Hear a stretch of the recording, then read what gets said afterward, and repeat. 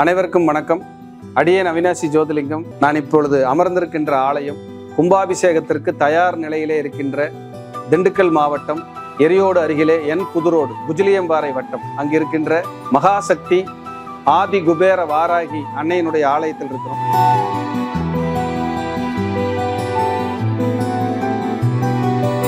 கும்பாபிஷேகத்துக்கு ஆலயம் தயார் நிலையில் இருக்கு. பிராபவ வருடம் ஆவணி மாதம் 31ஆம் தேதி 17/9/2026 வியாழக்கிழமை குருவாரத்திலே காலை 10:45 மணி முதல் காலை 11:10 மணிக்குள் ஆலயத்தினுடைய மிக பிரம்மாண்டமான கும்பாபிஷேக விழா நடைபெற இருக்கிறது.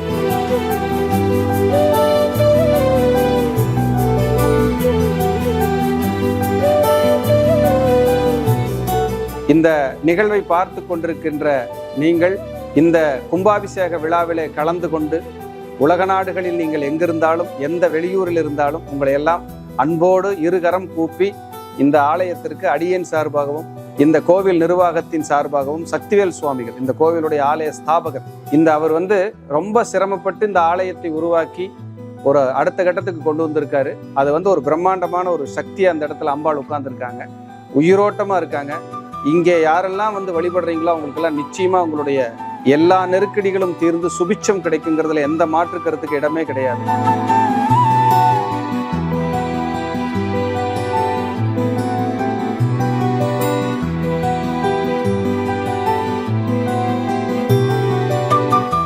அப்படிப்பட்ட ஆலயத்தில் அடியே அமர்ந்து பேசிக்கிட்டு இருக்கேன். நீங்களும் எல்லாரும் வரணும். உங்களையும் நான் இந்த ஆலயத்தில் எல்லாரையும் பார்க்கணும்னு விருப்பப்படுறேன். கண்டிப்பா வாங்க. இந்த ஆலயத்திற்கு உங்களால் முடிந்த இந்த ஆலய கும்பாபிஷேக விழா மாபெரும் விழாவாக பிரம்மாண்ட விழாவாக நடைபெற இருக்கிறது. இந்த ஆலய கும்பாபிஷேக விழாவிற்காக நிதி உதவி மற்றும் பொருளுதவி நாங்கள் இந்த கோயிலில் பங்கெடுத்துக்கணும் அப்படின்னு நினைக்கிறவங்க டிஸ்கிரிப்ஷனில் இந்த ஆலயத்தினுடைய அக்கௌண்ட் நம்பர் மற்றும் வங்கியினுடைய விவரங்கள் கொடுக்கப்பட்டிருக்கு. ஆலயத்தினுடைய கோயிலுடைய அக்கௌண்ட் நம்பரே இருக்குங்க. நீங்கள் அதுக்கு தாராள நிதி உதவியும் பொருளுதவியும் செய்து உங்களுடைய பங்களிப்பையும் கொடுத்து அன்னையினுடைய பேரொருளை பெறுமாறு மீண்டும் ஒரு முறை உங்களை எல்லாம் அன்போடு நான் கேட்டுக்கொள்கிறேன். அதே போல் இந்த கும்பாபிஷேக விழா என்பது சாதாரண விஷயம் அல்ல. கோபுர தரிசனம் என்பது கோடி புண்ணியம் என்று சொல்வார்கள். குரு பார்க்க கோடி புண்ணியம், அதே போல கோபுர தரிசனம் என்பது கோடி புண்ணியம். அப்படிப்பட்ட ஒரு நல்ல நிகழ்வுக்காக உங்களை நான் அழைக்கிறேன். எல்லோரும் இந்த விழாவிலே கட்டாயம் கலந்து கொள்ள வேண்டும். இந்த ஆலய விழா நிறைய இடங்களுக்கு செல்ல இருக்கிறது, ஒளிபரப்பாக, நேரடி ஒளிபரப்பாக. அதே போல நேரடியாக நீங்கள் அனைவரும் இந்த ஆலயத்திலே பெரும் பங்களிப்பை செலுத்த வேண்டும், அன்னையினுடைய ஆசீர்வாதத்தை பெருமளவு வாங்க வேண்டும் என்பதை மீண்டும் இந்த ஆலயத்தில் அமர்ந்து அடியேன் அவினாசி ஜோதிலிங்கத்தின் சார்பாகவும் மித்ரா டிவி, மந்த்ரா டிவி, பக்தி யுகம், வாராகி ஜோதிடம் சார்பாக உங்களை எல்லாம் மீண்டும் இருகரம் கூப்பி அன்போடு அழைக்கின்றேன். அனைவரையும் நான் மிக பிரம்மாண்டமான கும்பாபிஷேக விழாவிலே சந்திக்க ஆவலாக இருக்கிறேன். நன்றி, வணக்கம், வாழ்க வளர்க.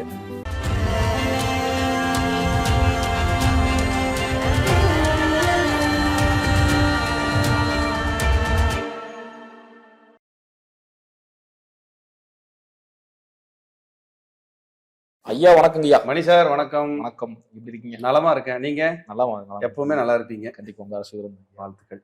இன்னைக்கு என்னன்னா கண்டென்ட்டே இல்லைங்கய்யா, ஃப்ரெஷ்ஷாக நம்ம பேசலாம். ஏன்னா நம்ம பேசிட்டு இருக்கும்போது உங்களுக்கு ஃபோன் கால் வந்துச்சு. வந்தப்போ ஒரு வார்த்தை சொன்னீங்க, நீ 7:30 சனி நடக்குன்னு அவர் சொன்னாரு, அதுக்கு ஏன் பயப்படுறீங்க அப்படின்னு ஒரு வார்த்தை சொன்னீங்க. 7:30 சனிக்கு ஊரே பயப்பட்டு இருக்கு, தெரிச்சு ஓடிக்கிட்டு இருக்கிறாங்க. அப்படி இருக்கும்போது நீங்க அந்த வார்த்தை போடுறதுக்கான காரணம் என்ன, அதையவே பேசணும் அப்படின்னு கேட்கற கதை பேசுறேங்க. சூப்பர். அது எதனால இங்க பயப்படக்கூடாதுன்னு ஒரு வார்த்தை சொன்னீங்க. 7:30 சனி இன்னைக்கு உலக நாடுகள்ல இருக்கிற எல்லாரும் ஐயோ 7:30 வந்துருச்சா, 7:30 வந்துருச்சு, நமக்கு இனி அவ்வளவுதான், இனி மேலவே முடியாது, இனி படுத்துக்க வேண்டியதுதான், நீ ஓடுறதுக்கெல்லாம் எதுவும் இல்லை. முதல்ல சனீஸ்வரன் அப்படிங்கிறவர் யாருன்னா நீதிமான். அவர் தான் நீதிபதி, ஜாதகத்தில் இருக்கிற நீதிபதி, நீதிமான். உலக மக்களுக்கெல்லாம் அவர் தான் தலை சிறந்த ஒரு நீதிமான். அப்படின்னா சனீஸ்வரன் தான். அப்படிப்பட்ட சனீஸ்வரன் ஒரு மனிதனுக்கு 7:30 சனியா வரும்போது என்னென்ன பாடுபடுறாங்கன்னு நமக்கு தெரியும். ஆனா உண்மையிலேயே சொல்றேன், ஒரு மனுஷனுக்கு 7:30 சனி வரும்போது தான் இந்த வாழ்க்கையை பத்தின முழுமையான புரிதல் ஏற்பட்டு யார் நல்லவங்க யார் கெட்டவங்கன்னு அவங்க அனலைஸ் பண்ணி லைஃப்பை ஃபில்டர் பண்ணி ஒரு புனிதமான மனிதனா மாறி வாழ்க்கை தத்துவத்தை முழுமையா உணர்ந்து இதுதான் லைஃப்னு உணர வைக்கக்கூடிய அற்புதமான ஒரு வாத்தியார் இருக்காருன்னா, ஒரு டீச்சர் இருக்காங்கன்னா, ஒரு ப்ரொஃபஸர் இருக்காருன்னா அது சாத் சனீஸ்வரனே. நவகிரகங்களில் ஈஸ்வரர் பட்டம் பெற்ற ஒரு அற்புதமான ஒரு கிரகம் சனீஸ்வரன். திருநள்ளாற்றிலே இருக்கின்ற சனீஸ்வரன். சனீஸ்வரன்கிறது நல்லாட்சியின் நாயகன், திருக்கொள்ளிக்காடின் மிகப்பெரிய ஒரு குபேரன். அப்படி வாழக்கூடிய ஒரு இந்த பூமியில அப்படி ஒரு நிலை நின்று மக்களுக்கு அருளாசி பண்ணிட்டு இருக்கக்கூடிய இடங்கள் எல்லாம் இது முக்கியமான இடம். நிறைய இருக்கு, குச்சனூர் இருக்கு, நிறைய இருக்கு. இதெல்லாம் நான் ரொம்ப முக்கியமா சொல்ற இடம் இதுதான். அப்படிப்பட்ட ஏழரை சனியை கண்டு நான் இப்ப சொல்றேன், உங்களுக்கு ஏழரை இருக்கா? கும்பம், மீனம், மேசம், கன்னியில அர்த்தாஷ்டம சனி, சிம்மத்துக்கு அஷ்டம சனி, தனுசுக்கு கன்னிக்கு கண்டகச்சனி, தனுசுக்கு அர்த்தாஷ்டம சனி, அடுத்தது ரிஷபத்துக்கு ஏழரை ஸ்டார்ட் ஆக போகுது இன்னொரு ஒரு வருஷத்துல. இவங்க எல்லாம் பயப்படாதீங்கன்னு நான் கண்டிப்பா சொல்லுவேன். கஷ்டம் இருக்கு, எல்லாத்துக்கும் இருக்கு, இல்லாம எல்லாம் இல்லை. அதை எப்படி நீங்க எடுத்துக்கணும்? இன்னைக்கு இந்த வீடியோ பார்க்குற ஒவ்வொருத்தரும் புண்ணியவான்களே. ஏழரை இனி எனக்கு வரணும், எனக்கு வரட்டும்னு நினைக்கிற மாதிரியான வீடியோவா இருக்குது. நான் அதனாலதான் சொல்றேன். நிறைய நானே வீடியோஸ் போட்டிருக்கிறேன்ல, மகரத்துக்கு அவ்வளவு கஷ்டம், இவ்வளவு நிறைய பேசியிருக்கிறோம். ஆனா எனக்கு ஒரு புரிதல் ஏற்பட்டுச்சு. அது கூட சனீஸ்வரன் தான் கொடுத்தார்.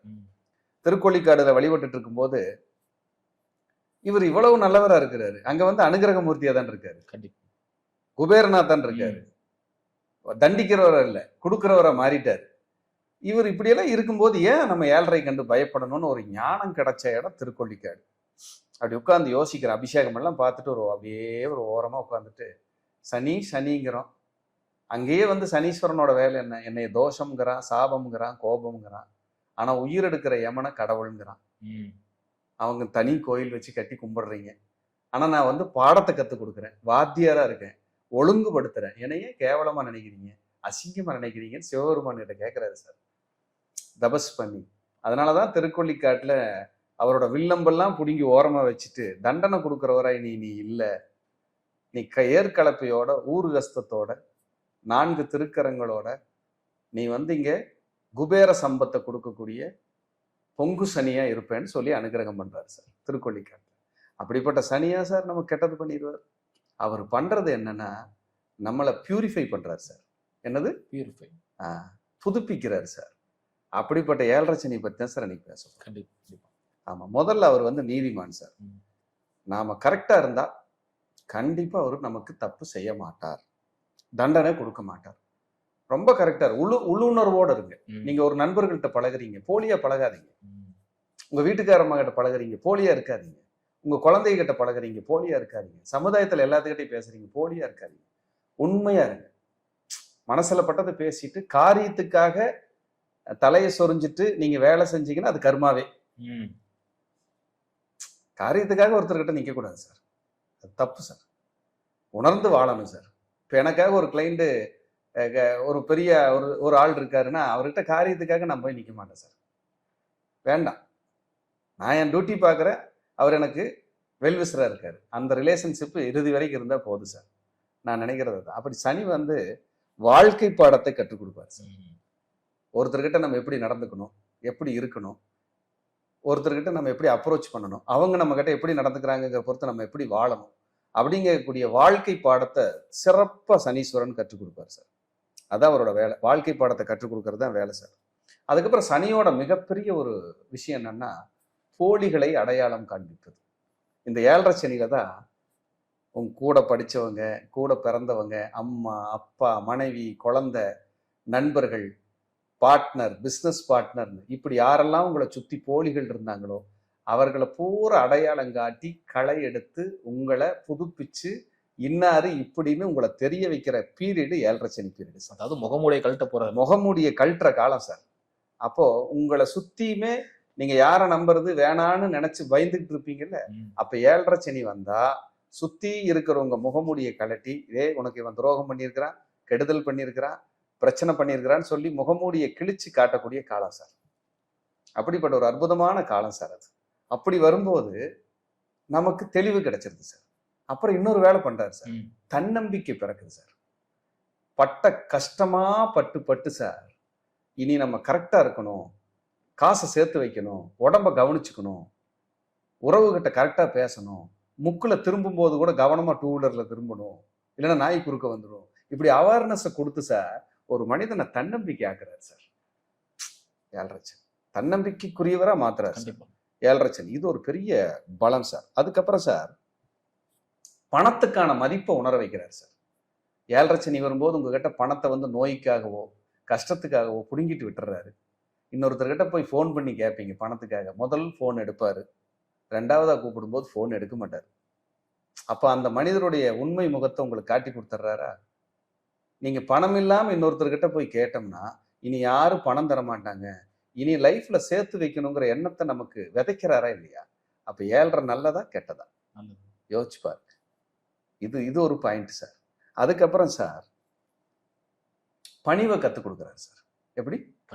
ஆணவம், அகங்காரம், திமிரு, அது இந்த வார்த்தை சொல்லக்கூடாது, ஆனா சொல்லித்தாகணும்.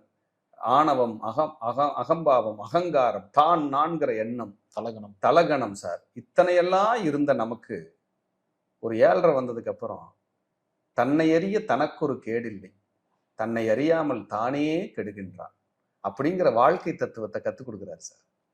நீ யாரு, நீ எப்படி பணிவா நடந்துக்கணும், நீ பணிவா நடந்தா உனக்கு என்ன கிஃப்ட் கிடைக்குது, ராங்கா நடந்துட்டீங்கன்னா உங்களை சுத்தி இருக்கிறவங்க உங்களுக்கு என்ன தொல்லை பண்றாங்க அப்படிங்கிறத கத்துக் கொடுக்கும் போது நமக்கு ஆட்டோமேட்டிக்கா பணிவு வந்துடுது சார். ஒரு ஏழ்மையான வாழ்க்கைக்குள்ள கவுண்டமணி சொல்றாருல்ல, நானாங்க கும்பிட்டேன் ஆட்டோமேட்டிக்கா கும்பிட்டேங்கிறாருல்ல, அந்த மாதிரி உங்களை ஆட்டோமேட்டிக்கா கும்பிட வச்சிருவாரு சார். இதுல எல்லாம் நீங்க மாறவே முடியாது, ஆட்டோமேட்டிக்கா கும்பிட வச்சு உங்களை இது பண்ணுவார். அடுத்து ஆன்மீக தொடர்பு கொடுக்குறாரு சார். ஆன்மீக தொடர்பு, எந்த கோயிலுக்கு போனா நமக்கு பிரச்சனை தீருன்னு கோயிலா சுத்துறதுல புண்ணியத்தை சேர்க்க வச்சிடுறாரு சார் சனீஸ்வரன். அப்படி புண்ணியத்தை சேர்க்கும் போது உங்க வம்சம், குடும்பம், உங்களுடைய உறவுகள், உங்களை சுத்தி இருக்கிறவங்களுக்கெல்லாம் ஒரு ஆன்ம பலம் கிடைக்குது, ஆன்மீக பலம் கிடைக்குது, இறைவன் ஆசீர்வாதத்தை வாங்க வைக்கிறாரு. இதுக்கு மேல அவர் என்ன நல்லது செய்யணும் நமக்கு? இப்படிப்பட்ட ஒரு ஃபைன் டியூன் பண்றாரு சார் உங்களை. அதுக்கப்புறம் பாருங்க, உடல் ஆரோக்கியத்துக்கு முக்கியத்துவம் கொடுக்குறாரு சார். கண்டதை சாப்பிட்டு நைட் நேரம் தூக்கம் முடிச்சு மது, மாமிஷம் எல்லாத்துலயும் மூழ்கடிச்சு சார் உங்களுக்கு உடம்புல இருக்கிற பிரச்சனை இதுதான்னு காட்டி கொடுத்து உங்களை புதுப்பிச்சு ரெஃப்ரெஷ் பண்ணி டாக்டர் கிட்ட போய் உடம்பு முழு பரிசோதனை பண்ணி இன்னென்ன வியாதிக்கு இன்னென்ன மருந்து எடுத்து உங்களை குணப்படுத்தி ஒரு முழுமையான தூய்மையான நோயில்லாத மனிதனா மாத்திரக்கு முயற்சி பண்றாரு சார் சனீஸ்வரன். அப்ப 7.5 சனி கண்டு ஏன் பயப்பட வேண்டும்ங்கிற தலைப்பு கரெக்டா தப்பா? Correct sir. இது யாருமே இது வரைக்கும் பேசல. கண்டிப்பா நம்ம பேசணும். இது நமக்கு இது பயங்கர யூஸ்ஃபுல்லான கண்டென்ட்டா இருக்கும்னு எனக்கு தோணுச்சு. எல்லாரும் பேசணும், சனி வந்துருச்சு அவ்வளவுதான், முடிச்சிருச்சு அப்படின்னு மாத்துறாரு சார். இது சார். அதுக்கப்புறம் சார் உங்க உழைப்புக்கு மரியாதை கிடைக்க ஆரம்பிக்கும் சார். ஏன்னா உங்களை சுத்தல்ல விடுவார். நிறைய ஹார்ட் ஒர்க் பண்ணுவீங்க. ஒரு கவர்மெண்ட் ஆஃபீஸுக்கு போய் ஒரு வேலை நடக்கணும்னா கூட நீங்க 4-5 தடவை ஏறி இறங்குற மாதிரி ஆகுதுன்னு வச்சுக்கோங்க. அது கூட ஒரு மரியாதை தான். இல்லை ஒரு இடத்துக்கு போய் ஒரு சுபகாரியத்துக்காக மண்டபம் பார்க்க போறீங்க, எந்த மண்டபத்துக்கு போனாலும் ரெஸ்பான்ஸ் இல்லைன்னு கடைசி ஒரு நல்ல மண்டபத்தை பார்க்க வைப்பார் சார். ஃபோக்கஸ். உழைப்புக்கு மரியாதை கொடுக்க ஆரம்பிச்சிடார். உங்க உழைப்புக்கு ஒரு ரெகக்னைஸ் கிடைக்குது சார் இந்த 7.5 சனி மூலியமா. அதுக்கப்புறம் சார் பொறுப்பு கொடுக்குறாரு சார். எல்லாத்துலயும் அசால்ட்டா இருந்து இழப்புகளை சந்திச்சு இனி பொறுப்பா இருந்தா தான் இந்த பூமியில வாழ முடியுங்கிற அந்த பாயிண்ட்டை கொடுத்து பொறுப்பை உட்கார வைக்கிறாரு சார். காலையில 6 மணிக்கு எந்திரிச்சு குளிச்சு ரெடியாகி 8 மணிக்கு கொண்டு போய் குழந்தைகளை ஸ்கூல்ல விட்டுட்டு 9 மணிக்கு நம்ம வேலைக்கு போனா இந்த வருஷம் ப்ரொமோஷன் வாங்கிடலாம் அப்படிங்கிற பொறுப்பு கொடுக்குறாரு சார். டான் நீ உட்காரு அப்படிங்கிற பொறுப்பை அவர் கொடுத்துட்றாரு சார். இது ஒரு பெரிய பலம் சார். 7.5 சனி காலகட்டங்கள்ல தான் ஒரு மனிதனுடைய திறமைகள் எல்லாம் வெளிப்படுத்தும். ஏன்னா ஒரு விஷயத்துக்காக நிறைய ஓடி ஆடி ஒரு விஷயம் நடக்காம என்ன பண்ணா அந்த விஷயத்தை நம்மளால சாதிக்க முடியுங்கிற ஒரு பர்சனாலிட்டியை கொடுத்து அதை ஹார்ட் ஒர்க் பண்ணி சாதிக்கிறதுக்கான ஒரு திறமைகளை வெளிப்படக்கூடிய காலமா மாறுது. அப்புறம் நேர மேலாண்மை. இந்த 7.5 சனி நடந்துச்சுன்னா நம்ம பஞ்சுவாலிட்டியா நடக்கிறதுக்கு விடாது. ஏன்னா உச்சபட்ச சோம்பேறித்தனத்தை கொடுத்துரும். அப்ப சோம்பேறித்தனம் ஆகும்போது நம்ம எங்கேயும் ஒழுக்கமா சரியான நேரத்துக்கு போக மாட்டோம். அப்ப நம்ம ஆப்பர்ச்சுனிட்டிஸ் எல்லாம் நம்ம கையை விட்டு போயிடும். அப்படி போகும்போது இனி வாழ்றதுக்கு வழியே இல்லைங்கும் போது 9 மணிக்கு ஒருத்தர் வர சொல்றாருன்னு அவர் 8:45 வந்து நிக்கிற நேர மேலாண்மையை கற்றுக் கொடுத்துருவாரு. அப்புறம் நிதி மேலாண்மையை கற்றுக் கொடுக்குறாரு. ஏன்னா இருக்கிற காசை பூரா செலவழிச்சிட்டு ஒரு 1000-500க்கும் கூட இன்னொருத்தர்கிட்ட கேட்குற நிலைமைக்கு வந்து கேட்கும் போதெல்லாம் அவங்க பெரிய கோடீஸ்வரனா இருந்தா கூட இவங்களுக்கு அந்த 1000மோ 2000மோ கொடுக்கறதுக்கு மனசு இல்லாம இவங்க நேரத்துக்கு அவங்க கொடுக்க விடாம இப்படி பண்ணும்போது இவங்க கிட்ட இருக்கிற பணத்தை நிதி மேலாண்மை பண்ண ஆரம்பிச்சிருவாங்க. எப்படி? நமக்கு வாரமான ஒரு 5000 ரூபாய் சம்பளம் வருது, மாசம் ஒரு 20,000 ரூபாய் வருது. அப்ப நம்ம ஒரு 5000 ரூபாய்க்கு ஒரு சீட்டு போடுவோம், நமக்கு என்னைக்கு இருந்தாலும் அது உதவியா இருக்கும் அப்படிங்கிற அந்த நிதி மேலாண்மையை கற்றுக் கொடுக்குது. அப்படிங்கிறது ஒரு மிக முக்கியமான ஒரு கண்டென்ட் இந்த 7.5 சனி காலகட்டங்கள். அதுக்கப்புறம் வந்து பாத்தீங்கன்னா அறிவு முதிர்ச்சி சார். அறிவு முதிர்ச்சி அப்படின்னு என்னன்னா, உங்களுடைய ஸ்கில் இருக்குல்ல, அதாவது யோசிக்கிற சக்தி, உங்களோட நாலேஜ், இந்த ஸ்கில்லை டெவலப் பண்ணுவார். நீங்க எல்லா பக்கம் தப்பு தப்பா பண்ணிக்கிட்டே வந்துகிட்டு இருப்பீங்க. அப்புறம் உங்க அறிவை பயன்படுத்தி அந்த அறிவு முதிர்ச்சியை கொடுத்து எங்க போனா என்ன பண்ணா எப்படி கரெக்டா நடக்கும், இல்ல எங்க போனா தப்பு நடக்குது, இந்த அறிவு முதிர்ச்சியை கொடுத்து உங்க லைஃபை அடுத்த கட்டத்துக்கு கொண்டு போகக்கூடிய வேலையை இவர் சூப்பரா செஞ்சிடறாரு. நிறுத்தி கவனிக்க வைக்கிறார். நில், கவனி, செல் அப்படிங்கிற ஒரு லைஃப் பாடத்தை, லைஃப் ஹிஸ்டரிய ஒரு மனிதனுக்கு கற்றுக் கொடுத்து லைஃபை வந்து புதுப்பிக்கிறார் சார். அப்படிங்கிறதுல எந்த மாற்று கருத்துக்கு இடமே இல்லை. அதுக்கப்புறம் வந்து பாத்தீங்கன்னா 7.5 சனி காலத்துல ஒரு மனிதனுடைய வாழ்க்கையை சீரமைக்கிறார். வாழ்க்கைனா எப்படி? தப்பு தப்பா வாழ்ந்துட்டு இருப்போம். 7.5 வந்ததுக்கு அப்புறம் படிக்கிற பையங்க சிலர் லவ் பண்ணலாம், படிக்காம போகலாம். நல்ல ஒழுக்கமா வாழ்ந்துட்டு இருக்கிறவங்க மது பழக்கம் அது இதுன்னு தடமாறி போகலாம். அப்படி போறவங்களையெல்லாம் காட்டி கொடுத்து இவன் இந்த தப்பு பண்றான் அப்படின்னு வெளியே காண்பிச்சு கொடுத்து அவனுக்கு நம்ம பாரம்பரியத்தை, குடும்பத்தை பத்தின விஷயங்களை உணர்வு பூர்வமா சொல்லி கொடுத்து வாழ்க்கையை சீரமைக்கிற வேலையை இந்த 7.5 சனி செஞ்சிருக்கும்.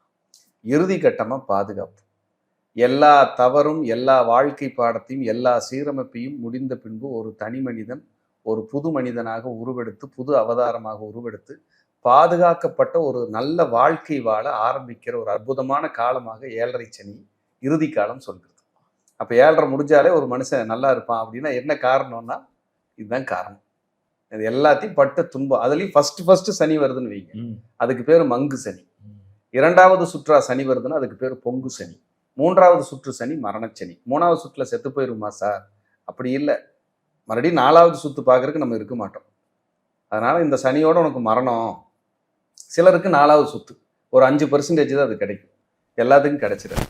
அப்படி இந்த 7.5 சனி ஒரு மனிதனை நல்வழிப்படுத்தி புடம் போட்டு ஒரு அற்புதமான சக்தியாக மாறி அந்த மனித வாழ்க்கையில் ஒரு நல்வாய்ப்பை கொடுத்து நல்ல புனிதமான மனிதனாக ஏற்படுத்தி, அதாவது ஒரு கங்கையில குளிச்சுட்டு வெளியில வந்தா எப்படி பாவம் தீருமோ, இந்த சனியினுடைய காலத்தை கடந்து வெளியில வரும்போது அந்த மனிதன் நல்ல ஒரு அற்புதமான ஒரு தனி மனிதனாக, மனித ஒழுக்கம் மிகுந்த மனிதனாக இந்த பூமியில பரிணமிக்கிறார் அப்படிங்கிறது என்னுடைய அன்பான வார்த்தைகள் நம்மளுடைய நேயர்களுக்கு. அதனால 7.5 சனி வந்துருச்சு, எனக்கு அப்படி கஷ்டம் இப்படி கஷ்டங்கிறதையெல்லாம் விட உங்களை பக்குவப்படுத்திட்டு இருக்காரு, உங்களை தூய்மைப்படுத்திட்டு இருக்காருங்கிறதுல மாற்று கருத்துக்கு இடமே இல்லை.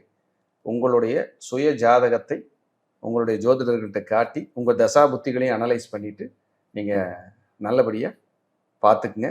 உங்கள் லைஃப் நல்லா இருக்கணும். 7.5 சனி இருக்குதுன்னு பயப்பட வேண்டாம். கண்டிப்பாக 7.5 சனியிலும் உங்களுக்கு வாழ்க்கை மறுமலர்ச்சியாக வாழ்வதற்கு சனீஸ்வரன் அருள் புரிவாராக. நன்றி, வணக்கம், வாழ்க வளர்க. நன்றி.